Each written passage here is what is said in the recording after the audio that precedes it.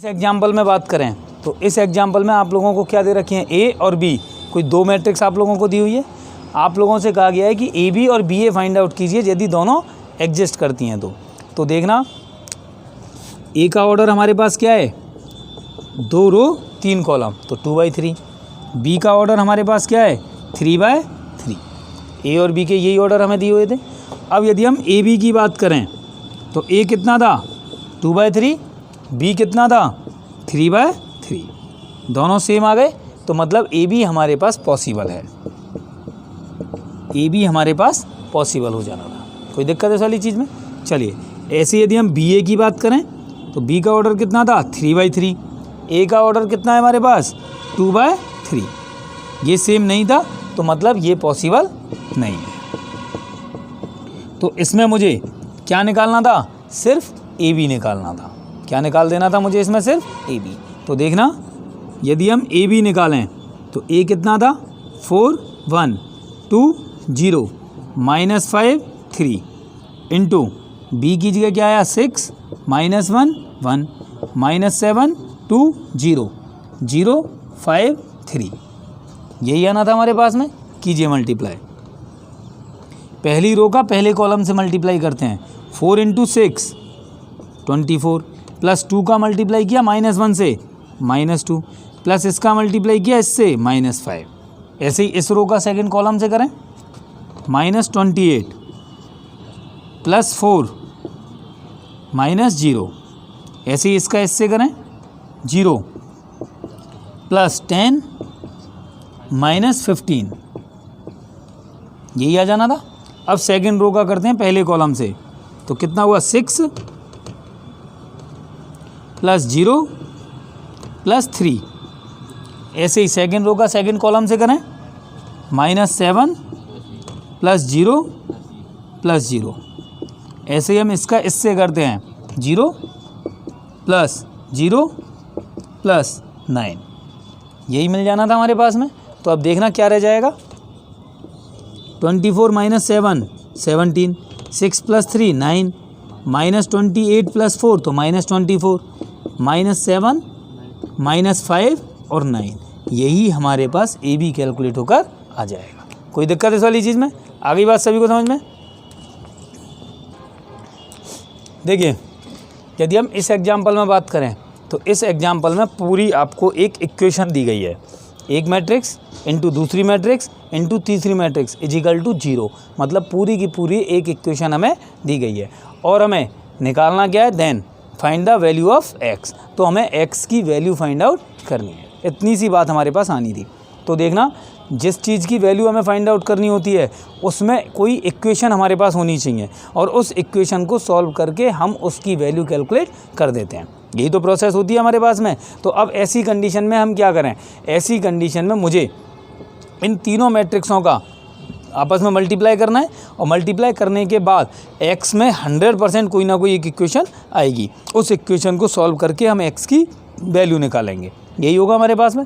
अब यहाँ पर इस बात से कोई फ़र्क नहीं पड़ता कि पहले मैं इन दोनों का मल्टीप्लाई करूँ या पहले इन दोनों का मल्टीप्लाई, किसी का भी पहले कर सकते हो और किसी का भी बाद में। ना तो ब्रैकेट की पोजीशन है हमारे पास में जिससे हमें कोई दिक्कत आ रही हो और ना मल्टीप्लिकेशन पॉसिबल होने की स्थिति आ रही है, मल्टीप्लिकेशन पॉसिबल होगा यहाँ पर हमारे पास में। तो देखना 1x1 मैंने इसका मल्टीप्लाई इससे किया, तो देखना पहली रो का पहले कॉलम से मल्टीप्लाई होगा, 1 + 6 + 2x, बस एक ही कॉलम था तो आगे कॉलम तो कोई जाएगा ही नहीं हमारे पास में। चलिए अब दूसरी रो का करते हैं इस कॉलम से, 2 × 1 2 प्लस 5 × 2 10 प्लस 1 × x x, यही होगा हमारे पास में। अब तीसरी रो का करते हैं पहले कॉलम से, 15 प्लस 6 प्लस 2x = 0। कोई दिक्कत इस वाली चीज़ में। तो अब देखना क्या रह गया हमारे पास, 1x1, ये क्या आएगा, 7 + 2x, इसको सॉल्व करेंगे तो 12 + x, 2 + 10 10 12 हो गया था, 15 + 6 21 + 2x = 0। अब हम इस मैट्रिक्स का इससे मल्टीप्लाई करते हैं तो एक रो और एक ही कॉलम आ रहा है हमारे पास में। अब एक चीज़ का और ध्यान रखना, क्या कि जब इधर मल्टीप्लिकेशन में सब कुछ मैट्रिक्स दे रखा है तो फाइनल रिजल्ट एक मैट्रिक्स आएगा। तो ये जो जीरो होगी ये कोई डिजिट नहीं होगी, ये भी हमारे पास क्या होगी, एक मैट्रिक्स ही होगी और उसी ऑर्डर की मैट्रिक्स होगी जिस ऑर्डर की मैट्रिक्स हमारे पास यहाँ से कैलकुलेट होकर आएगी।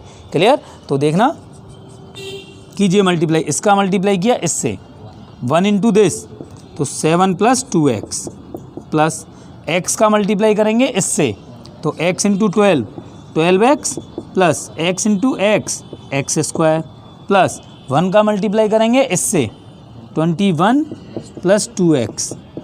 ये 1 बाय 1 ऑर्डर की मैट्रिक्स आई तो जीरो भी 1 बाय 1 ऑर्डर की मैट्रिक्स आएगी और जीरो मैट्रिक्स क्या होती है, जिसके सभी एलिमेंट्स जीरो। तो अब देखना फाइनली क्या रह गया, दोनों मैट्रिक्सों की जब हम कंपेयर करेंगे तो सिर्फ एलिमेंट्स इक्वल हो जाएंगे।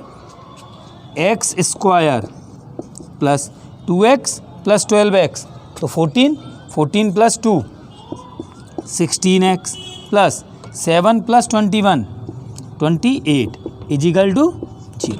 यहाँ तक कोई दिक्कत किसी को भी? आगे बात सभी को समझ में? अब हमें इस इक्वेशन को सॉल्व करके x की वैल्यू फाइंड आउट करनी है। x की वैल्यू निकालने के लिए क्वाड्रेटिक इक्वेशन आई, फैक्टर कर दें, इस बीच वाले के वही 2 टुकड़े करें, जिन 2 टुकड़ों से हमें मल्टीप्लाई करके कितना मिल जाए, 28 मिल जाए। तो कितना मिल सकता है, 2 और 14 2 और 14 मिल जाएगा हमारे पास में।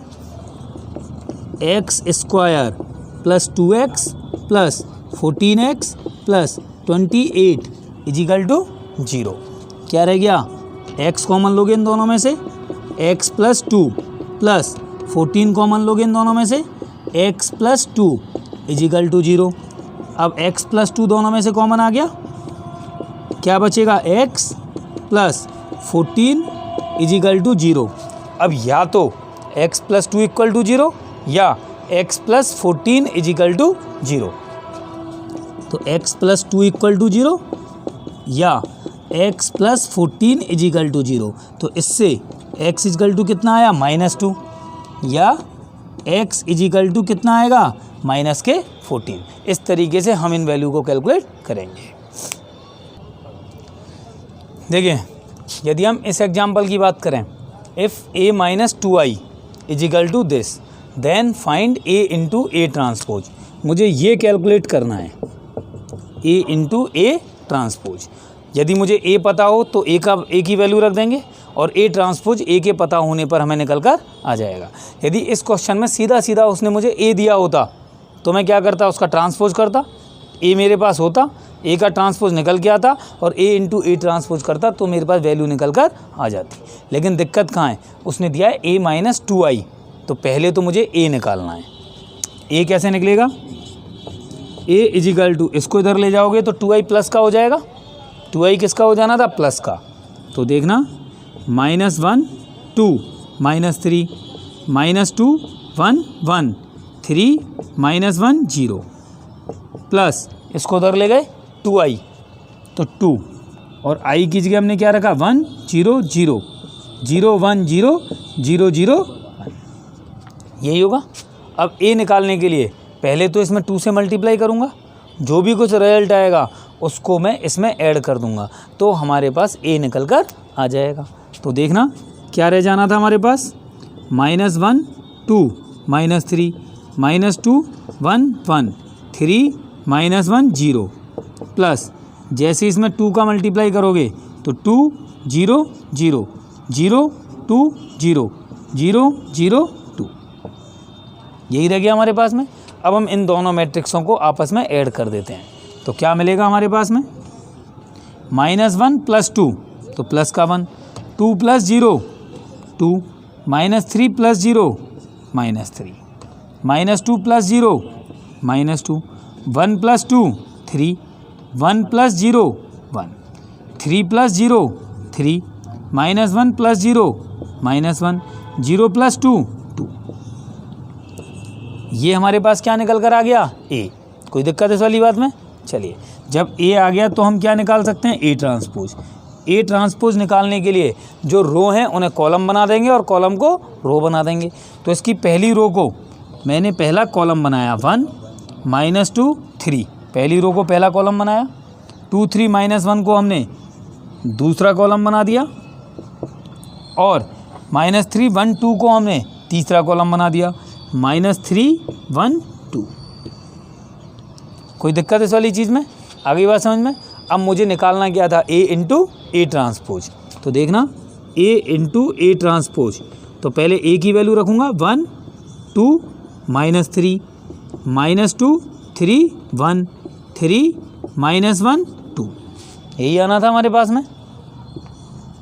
A ट्रांसपोज हमारे पास क्या होगा, 1 -2 3 2 3 -1 -3 1 2। यही हुआ हमारे पास में। अब मल्टीप्लाई कर दीजिए। जैसे ही हम मल्टीप्लाई करेंगे, पहली रो का पहले कॉलम से मल्टीप्लाई करना था, तो 1 माइनस माइनस प्लस के 4 प्लस के 9, यही बना हमारे पास। अब पहली रो का दूसरे कॉलम से 2 -6 -3। अब पहली रो का तीसरे कॉलम से -3 -2 प्लस 6। अब दूसरी रो का करते हैं पहले कॉलम से मल्टीप्लाई, 2 + 1 3 2 इंटू 1 2 प्लस 3 इंटू -2 -6 -3। दूसरी रो का दूसरे कॉलम से 4 + 9 + 1। इसका इससे करते हैं -6 + 3 -2, यही मिलेगा हमारे पास। आगे चलिए, तीसरी रो का करें तीनों कॉलमों से, -3 -2 + 6। अब इसका इससे करते हैं -6 + 3 -2। इसका इससे करें 9 + 1 + 4। कोई डाउट इस वाली चीज़ में? तो अब देखना क्या आ जाना था, 9 और 4 13 और 1 14 14। 2 - 9 -7 -5 + 6 तो प्लस का 1। 2 - 9 -7 13 + 1 14 -5 प्लस के 1 माइनस के 5 और 14, यही हमारे पास इसका आंसर आ जाना था। कोई दिक्कत इस वाली चीज़ में? देखिए इस वाले एग्जाम्पल में हमें क्या दिया हुआ है, ए कोई मैट्रिक्स दी हुई है 1 -1 -1 1। हमें वेरीफाई क्या करना है, प्रूफ क्या करना है, A² = 2A और AQ = 4A।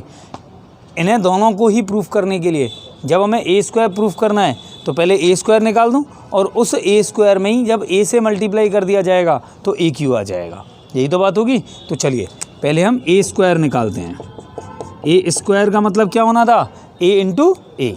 क्या मिलेगा हमारे पास, A की वैल्यू रखिए 1 -1 -1 1 इंटू फिर A की वैल्यू रखी 1 -1 -1 1। अब वही मेहरबानी करके ये मत कर देना सबका स्क्वायर कर दिया 1 1 1 1 1 आ गया, ठीक है ना। समझाया था कल भी मैंने आप लोगों को कि जब हमें मल्टीप्लाई करना है, स्क्वायर निकालना है तो उनका उससे मल्टीप्लाई करना था। तो कीजिए पहली रो का पहले कॉलम से तो 1 माइनस माइनस प्लस का 1, इसका इससे करते हैं तो -1 -1, इसका इससे करते हैं -1 -1, इसका इससे करते हैं 1 + 1। तो क्या रह गया हमारे पास में 2 -2 -2 2, यही रह जाना था। तो अब क्या करेंगे, 2 को कॉमन निकाल देते हैं, 1 -1 -1 1 और यही क्या है हमारे पास में A। तो हम इसको क्या लिख सकते हैं 2A। तो A² = क्या आ गया हमारे पास में 2A। एक तो हमें यही प्रूफ करना था, इसके बाद हमें AQ लाना था। तो AQ क्या लिख सकते हैं हम, AQ को A² इंटू A। AQ को हम लिख सकते हैं A² इंटू A। तो अब देखना A² की वैल्यू क्या थी हमारे पास में 2 -2 -2 2 इंटू A की वैल्यू क्या है 1 -1 -1 1। ये हमारे पास A की वैल्यू थी। करें मल्टीप्लाई और ये मल्टीप्लाई होकर किसके इक्वल आना चाहिए 4A के, और यही हमें प्रूफ करना होगा। तो देखना अब पहली रो का पहले कॉलम से मल्टीप्लाई 2, इसका इससे +2, इसका इससे करें तो -2, -2, फिर इसका इससे करें -2, -2, फिर इसका इससे करें 2 + 2, कितना रह जाना था हमारे पास में 4, -4, -4 और 4। अब पूरे में से हम 4 को कॉमन निकाल सकते थे, क्या रह गया 1, -1, -1, 1, और यही किसके इक्वल था, a के, तो इसका मतलब ये आ गया 4a। तो AQ = कितना आ गया 4a।